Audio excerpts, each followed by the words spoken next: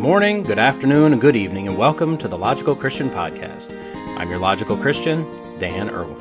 If you've joined me before, welcome back. If this is your first time here, welcome. At the Logical Christian Podcast, we look at what's going on in the world of current events, politics, science, and whatever the mainstream media feels is important to tell us, but rather than just accepting their spin and swallowing their narrative, we look at it logically, and we look at it as Christians. Links can be found in the show notes if you want to follow along. So with that, let's go be logical Christians. There's a series of memes and short videos, think TikTok, that have been around for a while that start off with, "How old were you when?" And then they give some crazy fact about how something you've been using your whole life was actually meant to be used differently, and it just blows your mind. For instance, how old were you when you learned that the hole at the end of the handle of your pot was meant to put your wooden spoon in so you didn't have to lay your messy spoon down somewhere? Now, ignoring those types of quirky factoids, as we age, we kind of assume that there are some things that we no longer need to learn about because we done learned it all we can learn about it. Turns out that may not be the case. On today's episode, we're going to relearn the value of life, then we're going to relearn what we thought we knew about sex, and finally we're going to relearn how the economy works. So get your cyanide capsule, and get ready to edit that Tinder profile, and put a fresh battery in your calculator, because new school is in session. Here we go. Do you remember when you were young, usually very young, but doesn't necessarily have to be, and you had that thing that you could not live without? For me, it was my bobber. That's what I called my pacifier. That's probably the earliest thing that had great value and worth to me. I really only remember it from pictures and stories that were told to me, but basically, this was kind of my blankie.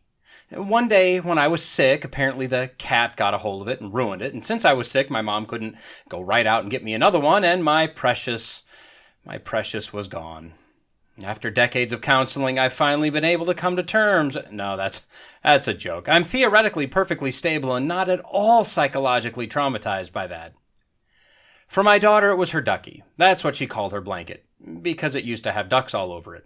Used to. It was made for her while she was still cooking by her uncle's mother, and she took it everywhere. I mean everywhere. In fact, there was one long drive, about 16 hours total, that we were an hour into to be gone for the week, and we realized we forgot it. We literally turned back and got it. That was a long day.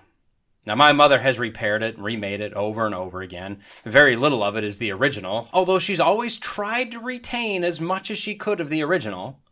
My daughter still has it. She doesn't carry it with her everywhere, or really anywhere anymore. She'll still sleep with it, but the value she's placed on it has dropped to a lesser value. I would imagine that if something were to happen to it today, she'd probably be upset. Give her another 10 years, and it would probably be an unfortunate thing if something were to happen to it. And as time goes on, the value decreases because our worldview increases. Now, that ducky will never be nothing, but it won't be a snot-flowing, wailing, inconsolable mourning type of thing, like when she was little. It seems like that's kind of the way of life, right? But should that be the worldview of life? Found on theguardian.com headline, "Are Canadians being driven to assisted suicide by poverty or healthcare crisis?" The byline is, "Critics argue laws are being misused to punish the poor, but experts say cases represent country's failure to care for its most vulnerable citizens." So as a little background, we're talking about people being able to make the decision to end their lives with the assistance of medical professionals, in one way or another, based on whatever criteria has been legalized in their country or state. There appears to be two methods to accomplish this: physician-assisted suicide or euthanasia. The difference is basically who does the work. With euthanasia, the medical professional oversees the administration of the lethal cocktail of drugs. With physician-assisted suicide, the medical professional prescribes the lethal dose, but the individual must initiate the administration.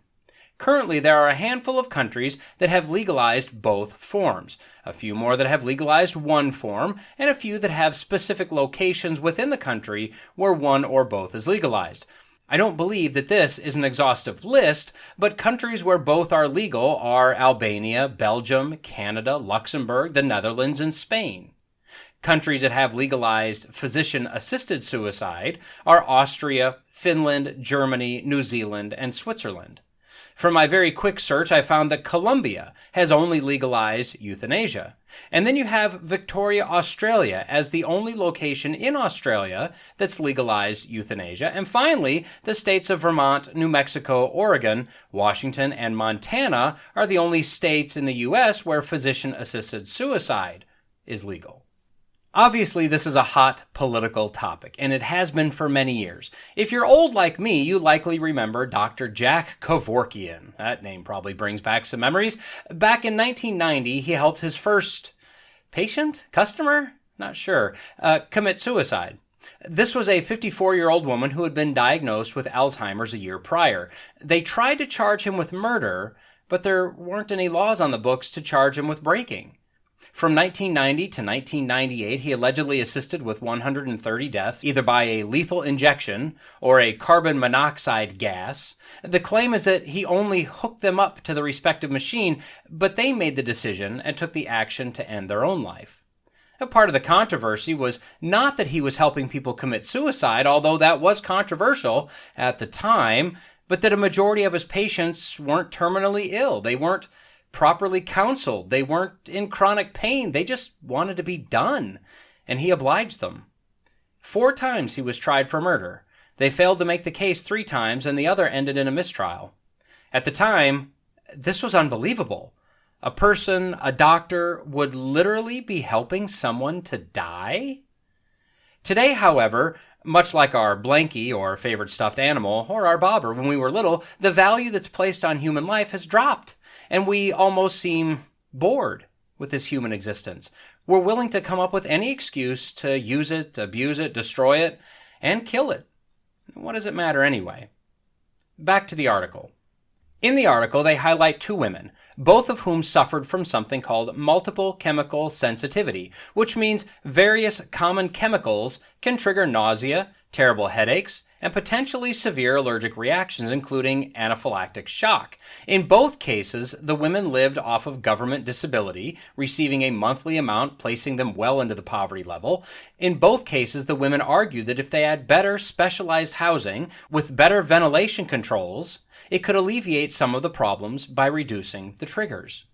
The first woman, Sophia, a 51-year-old from Ontario, was granted physician-assisted death because of her chronic condition. She made the statement that, quote, "The government sees me as expendable trash, a complainer, useless, and a pain in the ass." The second woman, Denise, age not given in the article, is in the process of applying for the right to end her life. So the question is being raised, is the government, the medical establishments, allowing them to kill themselves because they're poor in addition to having these health issues? Although inadequate housing and level of economic status isn't a factor in the determination, some are questioning if maybe it actually kind of might be. Chantal Perrault, a physician and medical assistance in death provider, or MAID provider, said that what those ladies deal with makes it, quote, pretty much impossible to do in ordinary life. So better housing can create a temporary bubble for a person, but there's no cure for this. Oh, wow.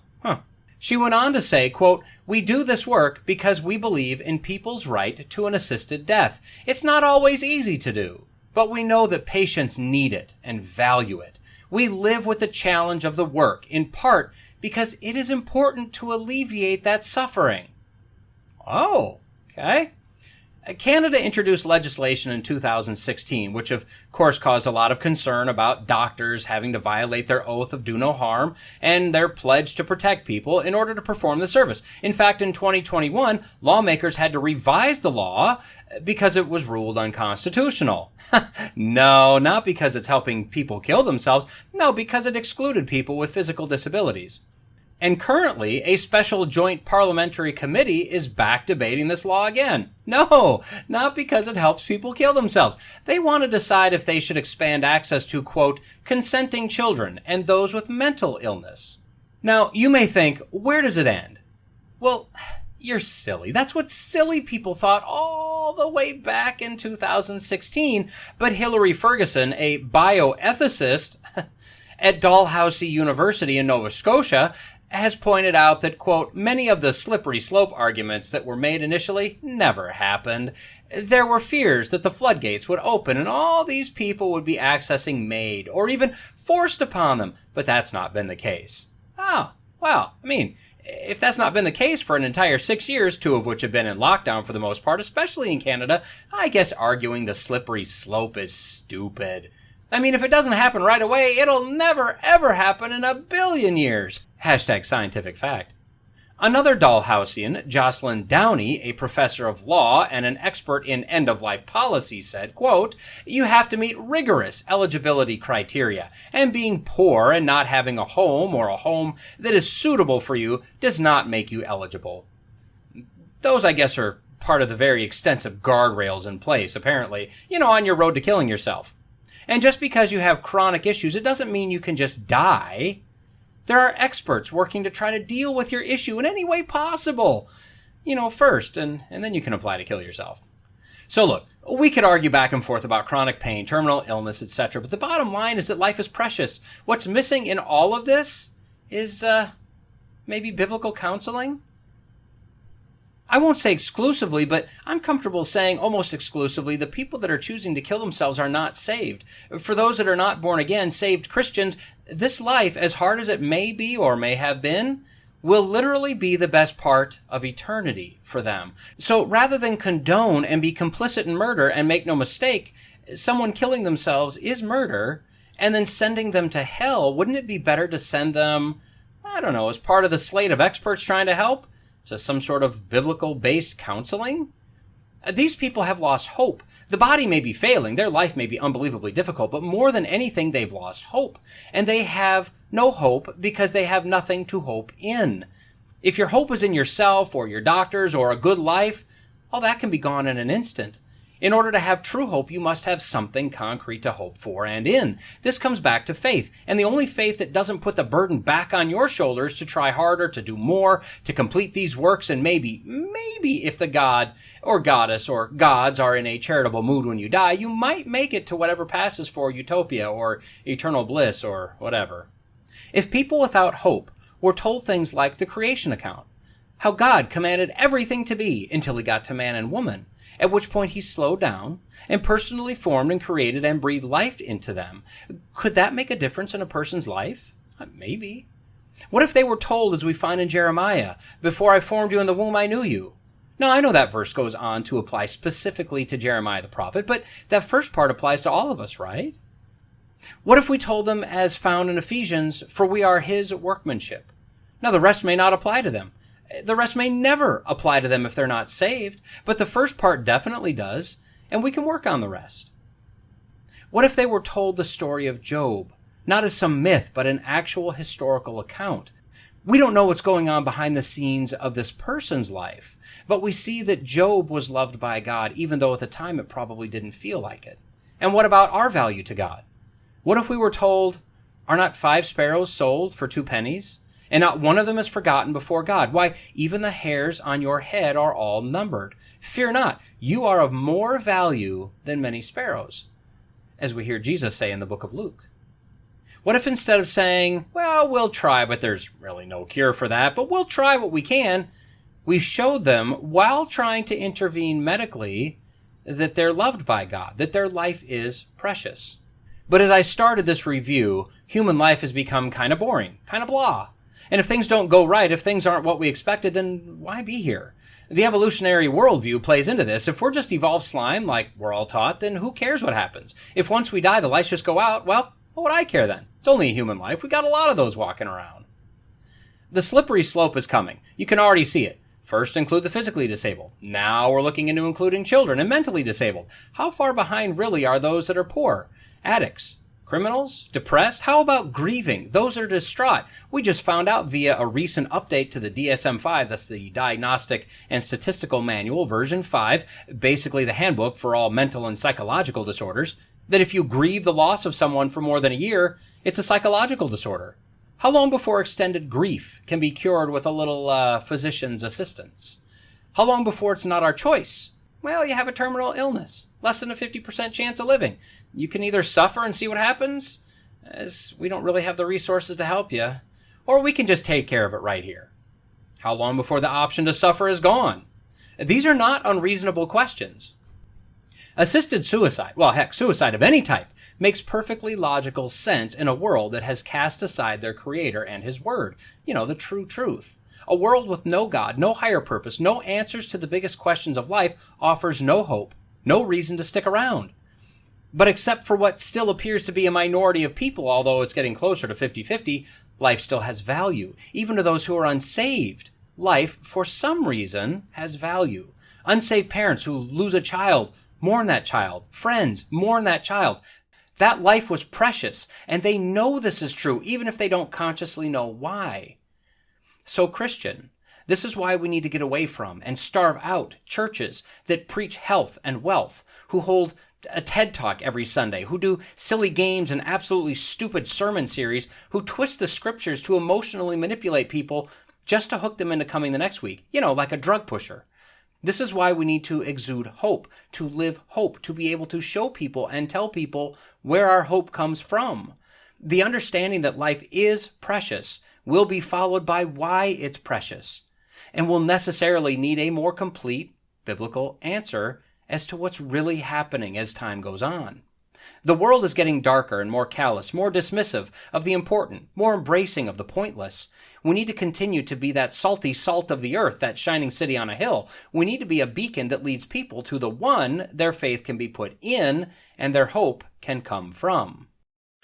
The gay queer man ejaculated in the middle of the intersection while everyone looked on in wonder.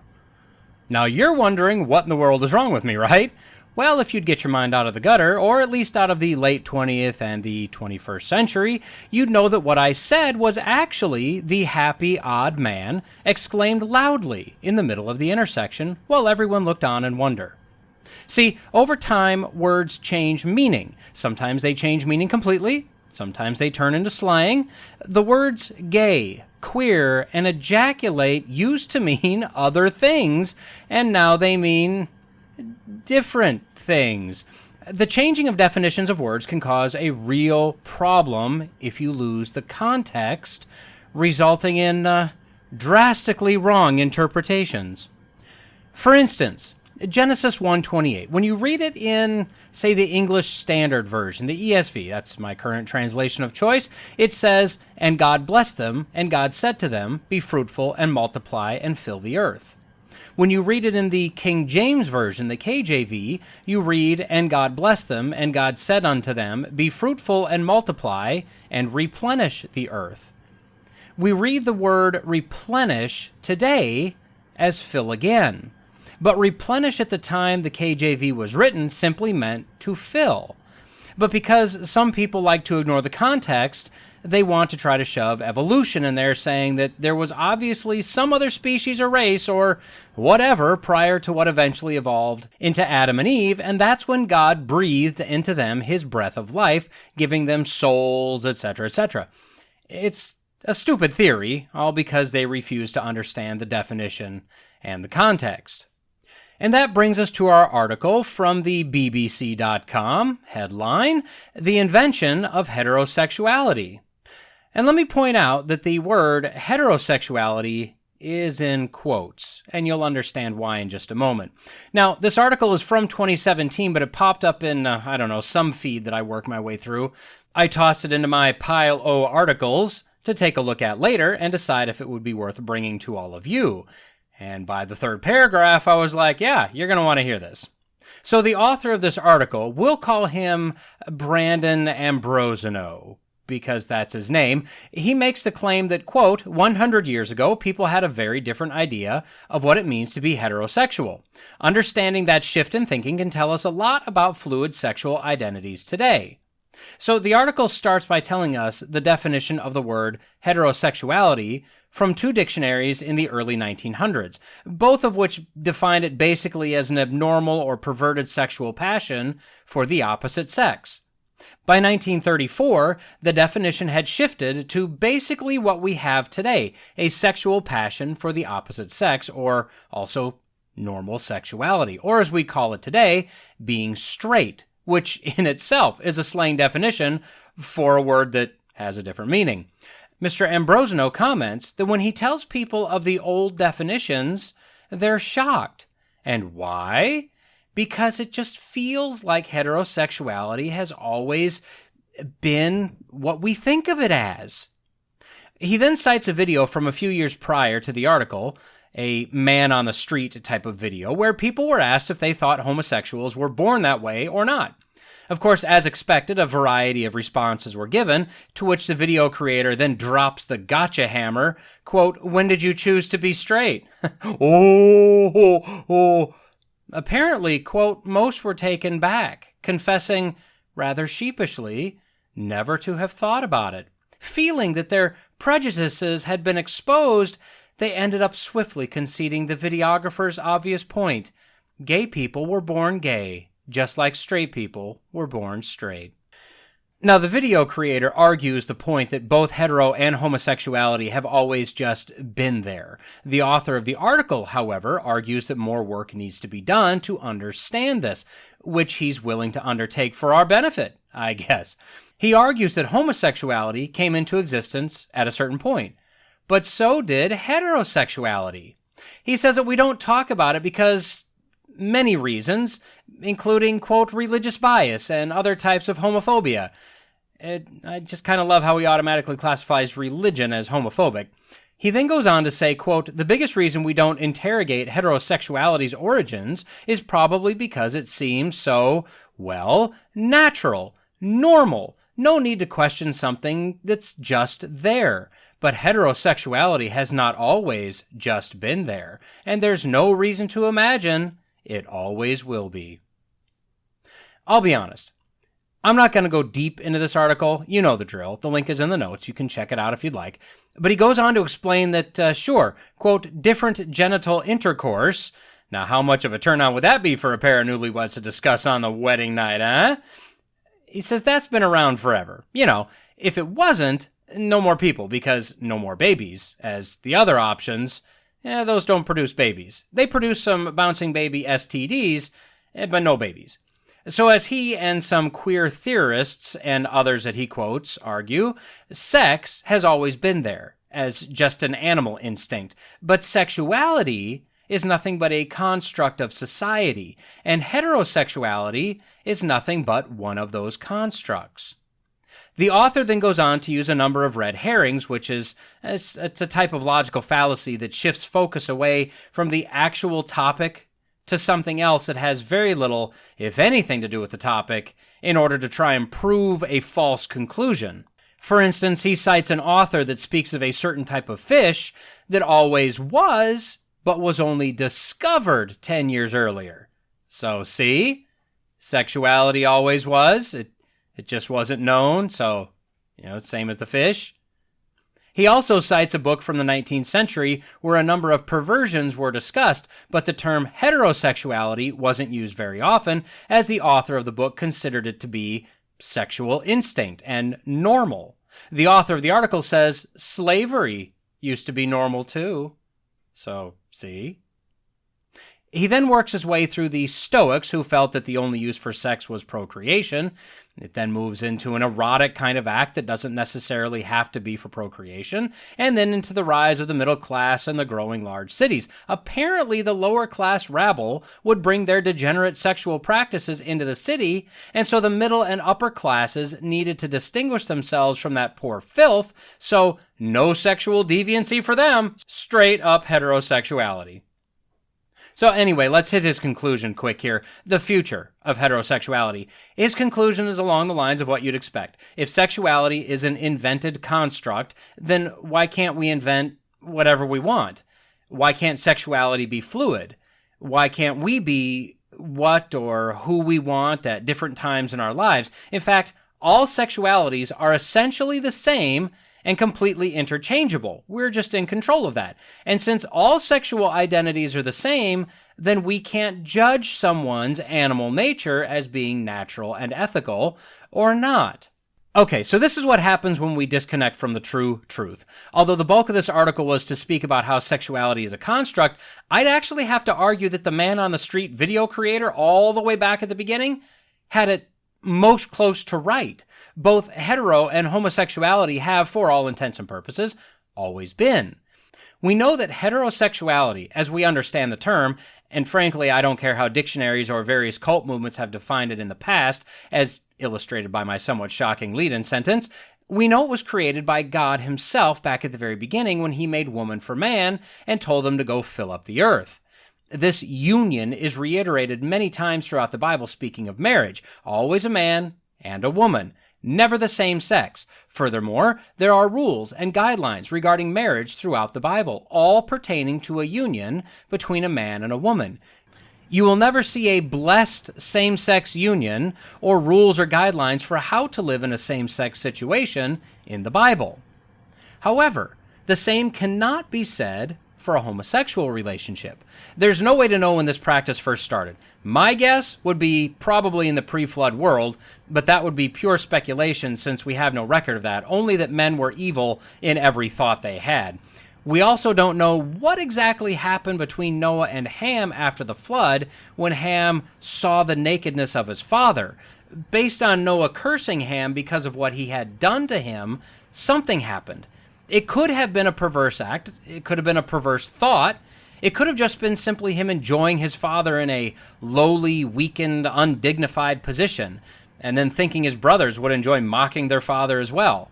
We don't really know. So again, all there can be is just pure speculation. So the first implication of homosexuality is in Genesis 19 with the town of Sodom. Although it's not stated outright, it's clear that the men of the town wanted to rape the new visitors that came to the town. This is implied by Lot telling them to not do this wickedness. That clearly shows that when they said they wanted to know these strangers, they weren't talking about going and having a cup of coffee. It's further clarified when Lot tries to offer the mob his two virgin daughters. Why mention their virginity unless this was a sexually crazed mob? Side note, I can't even imagine the type of person, man, or father you'd have to be to offer your children, your daughters to a mob. I digress. Then the wickedness of both Sodom and Gomorrah was punished with utter destruction. Every living thing was destroyed, all vegetation completely wiped out. Then we get into the Mosaic Law, which clearly describes what is and isn't acceptable. The male-female marriage union is acceptable. And that's it, nothing else. Specifically discussing homosexuality, we find Leviticus 18:22 says, "You shall not lie with a male as with a woman. It is an abomination." That seems fairly clear. But moving forward a couple chapters to Leviticus 20, verse 13, if a man lies with a male as with a woman, both of them have committed an abomination. They shall surely be put to death. Their blood is upon them. So, again, an abomination, this time with a penalty, the penalty being death. Now, for Christians, we no longer hold to capital punishment for homosexuality. But the New Testament still clearly maintains homosexuality as a sin. Romans 1:26-27 says that, "For this reason God gave them up to dishonorable passions. For their women exchanged natural relations for those that are contrary to nature. And the men likewise gave up natural relations with women, and were consumed with passion for one another, men committing shameless acts with men, and receiving in themselves the due penalty for their error." 1 Corinthians 1:9-10 says, "Or do you not know that the unrighteous will not inherit the kingdom of God? Do not be deceived. Neither the sexually immoral, nor idolaters, nor adulterers, nor men who practice homosexuality, nor thieves, nor the greedy, nor drunkards, nor revilers, nor swindlers will inherit the kingdom of God." Paul bookends this list with "will not inherit the kingdom of God." Clearly, he wanted that to be perfectly understood. Then 1 Timothy 1:8-10 says, "Now we know that the law is good if one uses it lawfully, understanding this, that the law is not laid down for the just, but for the lawless and disobedient, for the ungodly and sinners, for the unholy and profane, for those who strike their fathers and mothers, for murderers, the sexually immoral, men who practice homosexuality, enslavers, liars, perjurers, and whatever else is contrary to sound doctrine." Now, the Bible does not shy away from the distinction between heterosexual and homosexual sexuality. It is also very clear everywhere it's mentioned that one is ordained by God, the other is a sinful abomination. Of course, you get some that say that Jesus never said anything about it, so we don't have to worry about it, to which I'd say hogwash. In Matthew 19, Jesus said, "And he answered and said, Have you not read that he who created them from the beginning made them male and female, and said, For this reason a man shall leave his father and mother, and be joined to his wife, and the two shall become one flesh. So they are no longer two, but one flesh. What therefore God has joined together, let no man separate." Every time Jesus talks about marriage or sexuality, it's always a male-female relationship. And let's not forget that the Trinity is one in essence, three in person. And if the Scriptures are all God-breathed through the Holy Spirit's inspiration to the writers, then how could you have disagreement within the three-in-one Godhead as to the sinfulness of homosexuality? This would set up a paradox that would render God no longer God, and then everything, poof, gone. Now think about 5 years ago, 2017. This was when this article was written.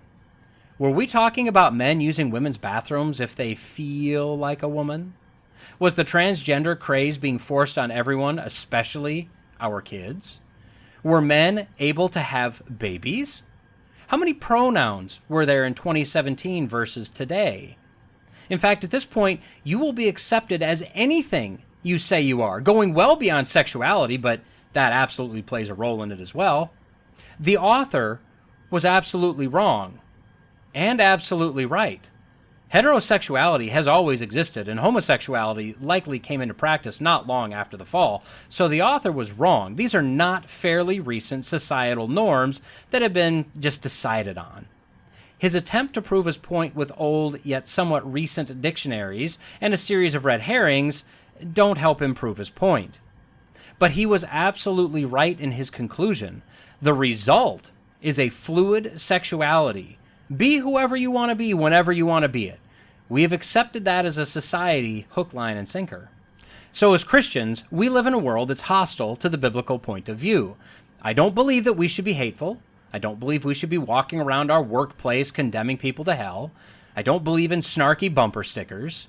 But I do believe we should maintain our beliefs, not compromise what we know to be true. Admittedly, this can be difficult, and I personally believe some discernment should be used as to where and when you engage in battle. Beating someone down by being right will not necessarily win them over. It's possible you do the opposite. So my advice, and this is what I try to do, know what you believe and why. That's the key. And then be prudent as to how you approach these kinds of topics. Initiate where it makes sense. Engage where it makes sense. Walk away where it makes sense. We don't want to be affirming in this sinful lifestyle, but we can be nice while standing firm in our beliefs. And above all, whether you're currently thinking of situations you're already dealing with or just assuming your turn will come eventually, pray for guidance in dealing with the situation. Pray for openness of heart and eyes of the person you're dealing with. And pray for massive levels of discernment. I don't think I have to tell you, for if you're listening to this podcast, you are clearly the smartest of the smart elite, the 1% smarties, the ultra smart, something like that. So you and I both know that the economy, although admittedly not perfectly spit-shined with a bow, is just roaring back. You can feel it. Rawr. Basically, full employment. Only 3.6% unemployment, which is, from a labor perspective, full employment. Part-time and low-skilled wage workers, as well as other large companies signaling their virtue, are boosting their wages way up. I think we all know that higher gas and diesel prices are a good thing because it shows that the demand is outweighing the supply. And why? Because industry is booming. People are driving into work, flying all over the country and world. Trucks and ships are practically forcing stores to take their products, but the stores just don't have the shelf space. Look at Shanghai, the ports, all the ships that are backed up there, all because there's nowhere to put all of the goods, and nothing more. That said, the one sticky wicket, and it hardly bears even mentioning, is the slight inflation bump, the nudge, if you will, the blip on the radar. There are some that want to make a big deal out of this, but it's not a big deal. I mean, it's not even real. I mean, it is, but it's just transitory, just passing through like an old friend that happened to be coming through town and asked to grab a cup of coffee and just catch up a bit. Well, I mean, not passing through, but in effect, that hypothetical friend decided to stay for a while, but it's literally, yes, literally a good thing. Why? Well, quite simply, a nice hearty inflation makes things do stuff. And how many of us like it when it does that? Am I right? And anyway, and if is a huge if it were to do anything bad, it's definitely Trump's fault. And all his darned Republicans, plus Putin and capitalism, plus the oil companies that openly refuse to just make the gas, plus big corporations that refuse to eat the rising costs of manufacturing and just expect you and I to pay more for less simply because they're paying more for less.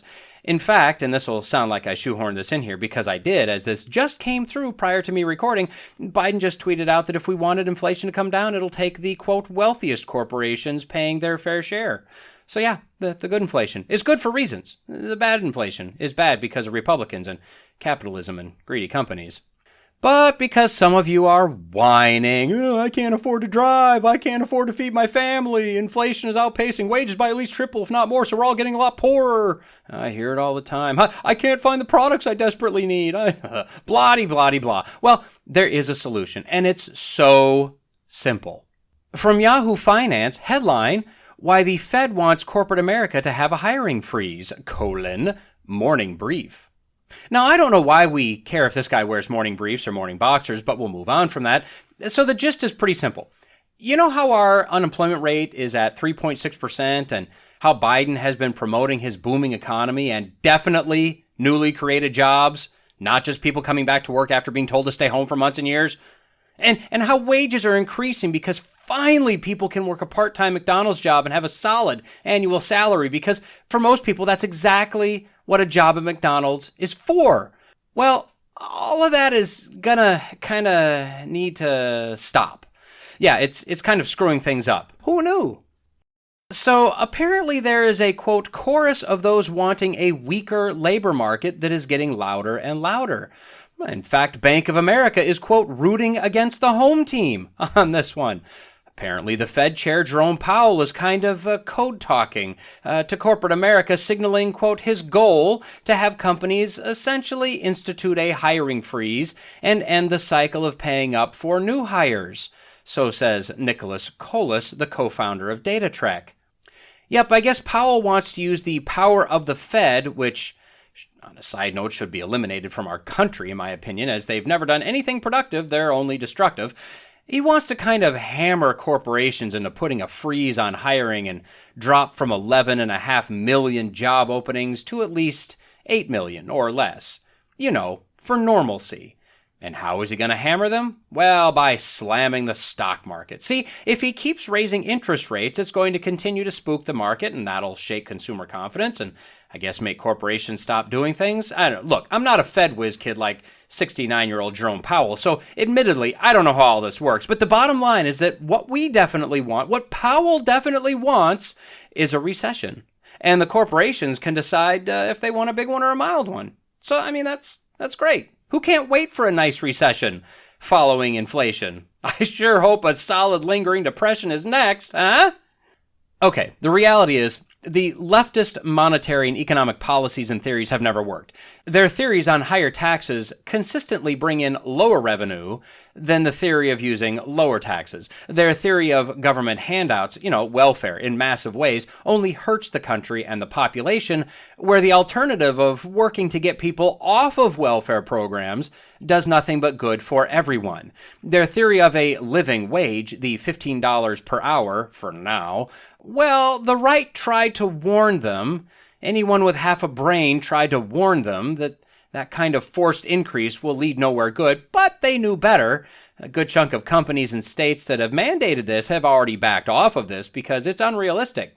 But now, because of all the stimmy checks and extended unemployment, the disruption of the pandemic, people are being more selective about where they work and for how much. And this has companies raising wages, raising incentives and benefits. In some cases, it has workers getting paid the same day as they work. And these aren't day laborers. These are supposed to be employees. Now, I make fun, but Powell is essentially right, at least from my understanding of how the system works. The main problem here is that we have too much money in the system. The printing presses are red hot trying to crank out all the money we're printing with nothing to back it up. So the value of the dollar is plunging. The only way to right the ship to any degree is to suck a lot of that cash back into the Fed so they can burn it and remove it from circulation. That makes less dollars chasing the same goods backed, in theory, by the same assets, although that's a fantasy in itself, which raises the value, theoretically, of each dollar. The only way to get that cash back to the Fed is to raise interest rates. That's the cost of money that eventually finds its way back to the central bank for destruction. And that's what Powell is doing. The problem is he'll never be able to raise interest rates high enough, at least not for a recovery in a time frame that'll actually stop us from destruction. He'd have to raise interest rates in excess of 100% in order to do that. Rates hitting 2% or 2.5%, that's just not going to cut it. The reality is there aren't any more levers to pull. I mean, think about it. When is the last time you heard our government saying that our economy is too strong, that the unemployment rate is too low, that the job market is too hot? I mean, that's insanity, right? As for unemployment, the reality is we're not at 3.6%. I mean, according to how the figure is calculated today, we're at 3.6%, but that's simply a smoke and mirrors job too. If you go to the link in the notes for shadow stats, you can see their unemployment numbers. There are three numbers, basically. There's what's reported, which is the 3.6%. There's the Bureau of Labor Statistics numbers that includes the short-term so-called discouraged workers, those that have basically given up looking for a short period of time. That number is about 6.5 to 7%. And then there's the shadow stats number. See, the long-term discouraged workers, those that have pretty much just given up trying to find a job for whatever reason, like for massively extended unemployment, or maybe people living off of stimulus checks, or people that decided it was pretty sweet to just live off the government handouts. Those types of people were just phased out of the official number in 1994. The shadow stats number puts them back in there. So the real unemployment rate is just shy of 25%. Yeah, about 25% of able-bodied workers aren't. They aren't working. And if you look at the difference between the numbers, at least 21% of potential workers have just tapped out. Now, to be fair, this isn't all Biden. This has been a cumulative effect over many years. The most recent step change was around 2010, when the number stabilized at about 23%. From 2010 to 2020, the number came down to about 21% from its crest in about 2015 of the 23%. In that same decade, the officially reported number steadily declined from about 10% to 4% and then spiked when the pandemic hit. The Bureau of Labor Statistics number followed the same kind of decline, moving from about 17% to about 7.5%. Based on the curves, more people were moved off the short-term and placed on the long-term discouraged workers, but even that was coming down, meaning more people were re-entering the workforce because they either saw a benefit to doing so, or they were being made uncomfortable in their sluggardly ways because of something, and then the pandemic. And while we're in shadow stats, we can see what inflation is really doing, because do you feel like you're only paying 8% more for stuff? Yeah, well, if we calculated it based on the same criteria as in 1980, when we were dealing with terrible inflation, we would be sitting at about 17%, about 2% greater than the end of the so wonderful Jimmy Carter era. Does it feel like you're paying 8% or 17% more? I know how it feels to me. And that brings us to the money supply. Admittedly, I don't understand these charts as well, but what is clearly seen is that from 2020 to today, no matter who's doing the calculations, the supply has shot straight to the moon. The economy is being flooded with dollar bills. Too many dollars chasing too few goods. Too many dollars being backed by the same theoretical assets. And that, my friends, ain't good. And this is what Jerome Powell rightly knows needs to be curbed. Which is odd, because as we all know, printing money doesn't cause inflation. Or it does, but maybe not. Just look that up. Ask your digital assistant of choice, your favorite definitely not spying on you search engine, if printing money causes inflation. You get two answers. One is yes, the other is predictably no. The problem is that yes is based on solid economic principles. The no is based on a political agenda, fantasy, and I think the blackest of magic, the darkest of the dark arts, if you will. And now, after Biden recently and repeatedly mumbled his way through, I guess, what passes as another speech of some sort, telling us that he's the most job-creatingest president in all the land, the most jobs freshly conjured from thin air, and definitely not people going back to work after a quasi-pandemic unjustifiable lockdown, we get a tweet that promptly had to be corrected from the White House saying that when Biden took office, there were millions unemployed and no vaccine, which, whatever gender-confused intern they've got clacking they's long, fake talon-like nails on the keyboard, he, she, it is obviously detached from reality. But I repeat myself. It goes on to say that in the last 15 months, the economy has created 8.3 million jobs. I mean, way to go, Joe. But we need to go ahead and stop doing that now, to stop inflation. Inflation that's definitely not there. Or if it is, it's good or bad, but definitely good.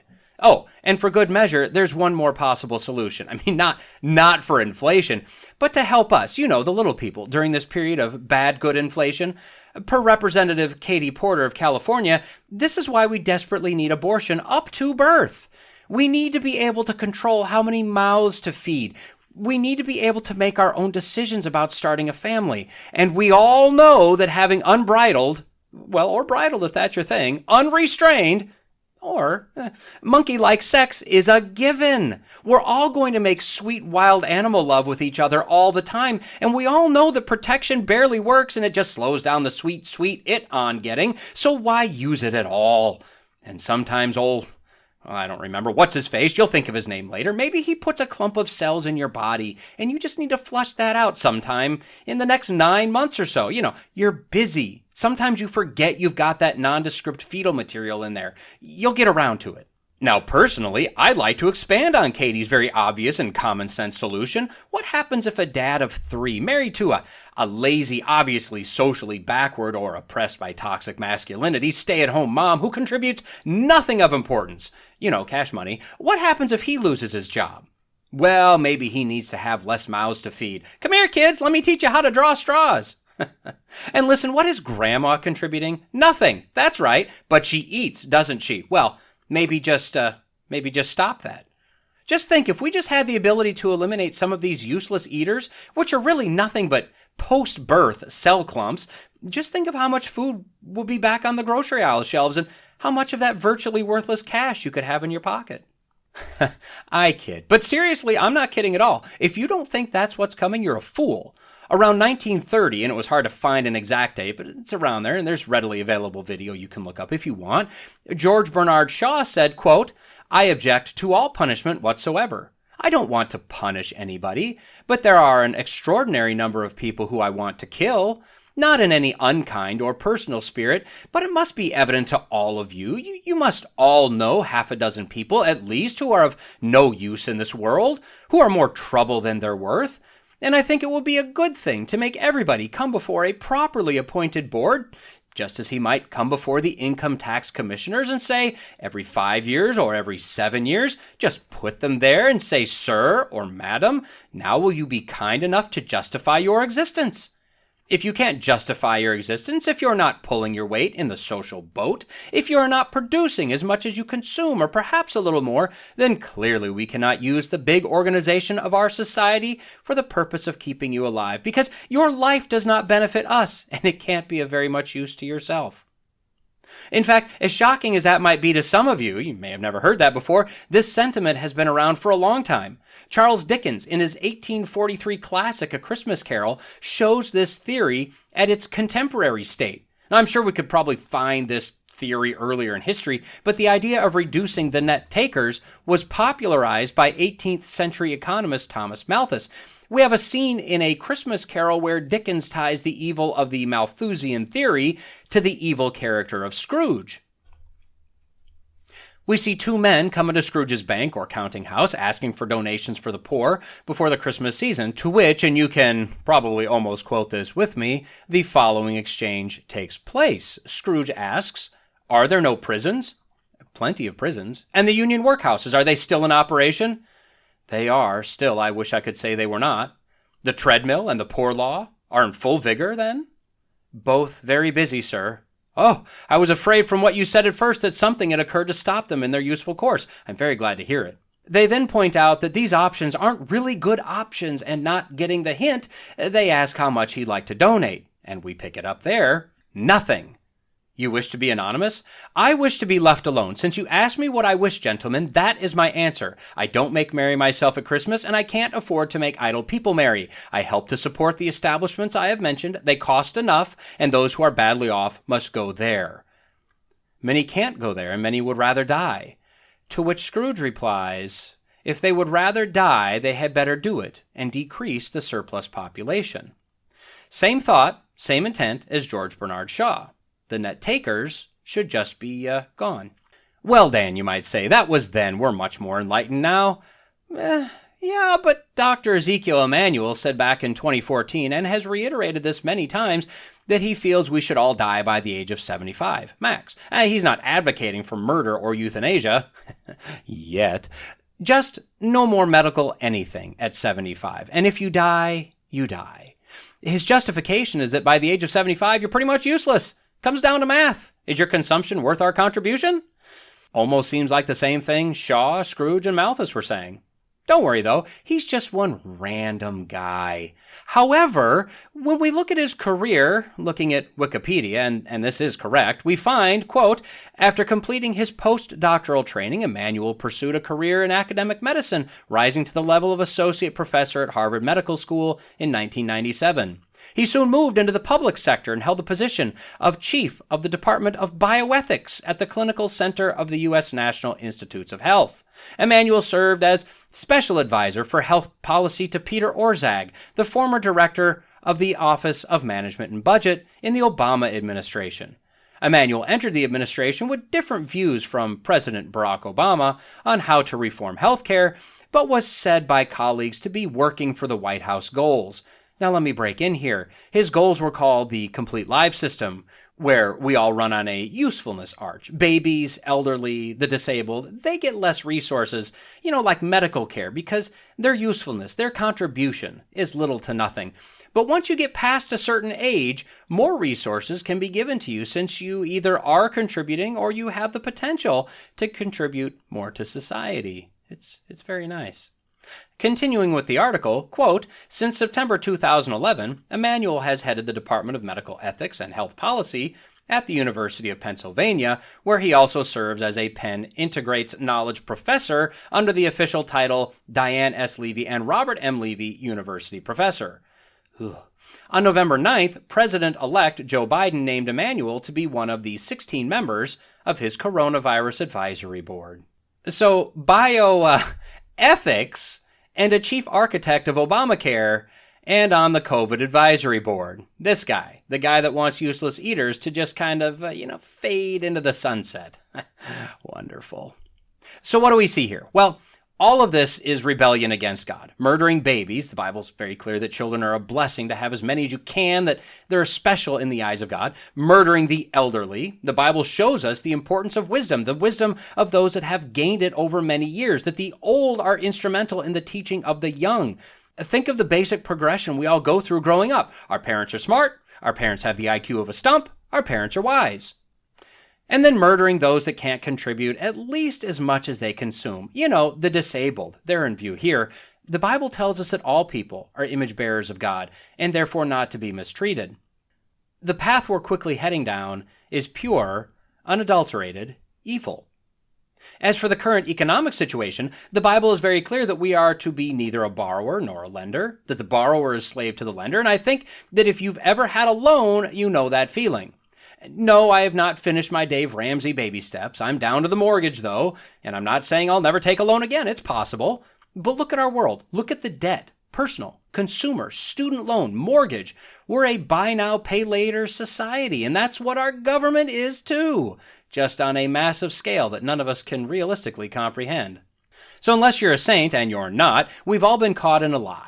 And we've all, at least once in our lives, thought if we just stick with that lie, it'll all work out in the end. So we lie to cover the lie and lie to cover those lies, and eventually we come to a point where our fanciful tale becomes inconsistent with reality.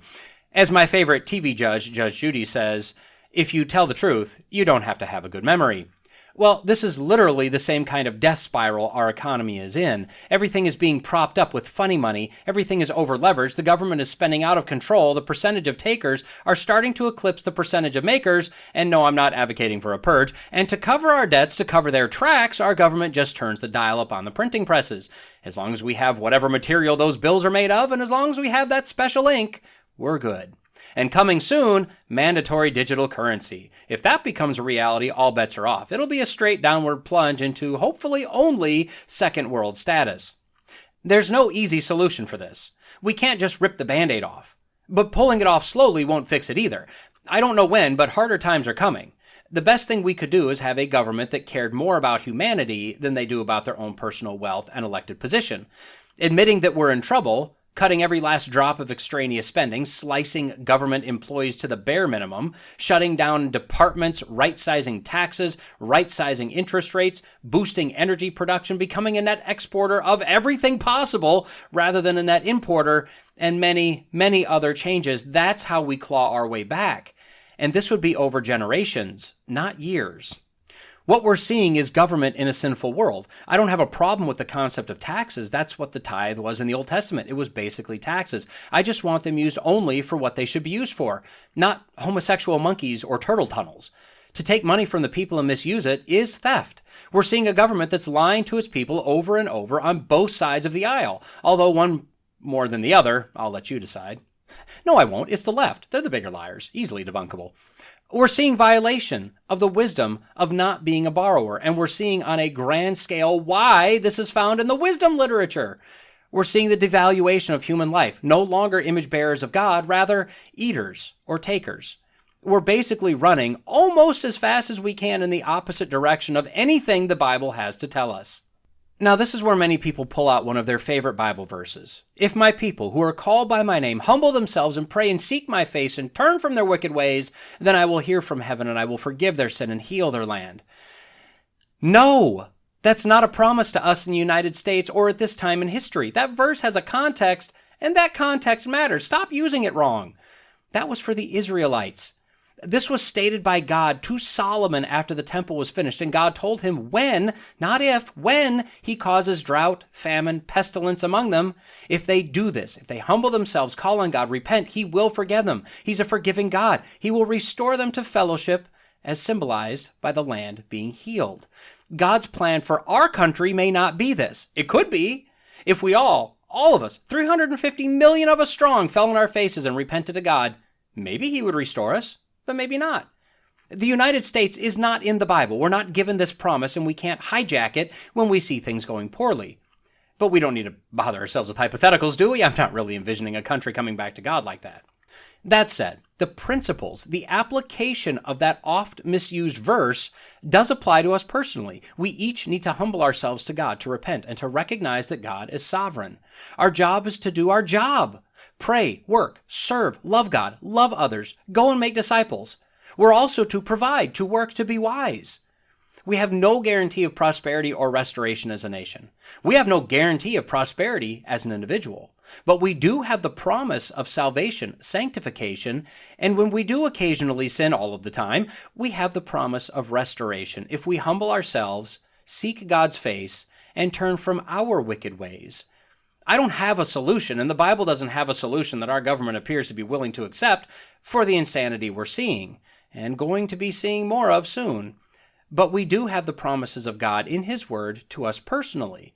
As times get harder, and they will, don't lose sight of the true truth. Always rest on, build on, fall back on the solid rock.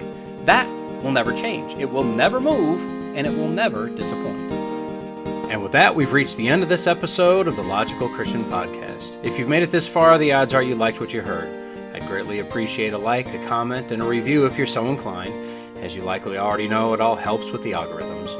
Don't forget to subscribe so you can be notified whenever a new episode drops. And finally, if you found this podcast useful or entertaining, share it with your friends, your enemies, your in-laws, your outlaws.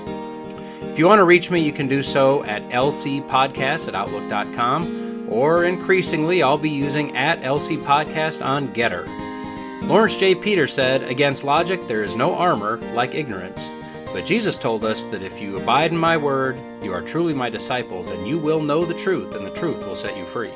So stay in the word, stay logical, stay faithful, and until next time, God bless.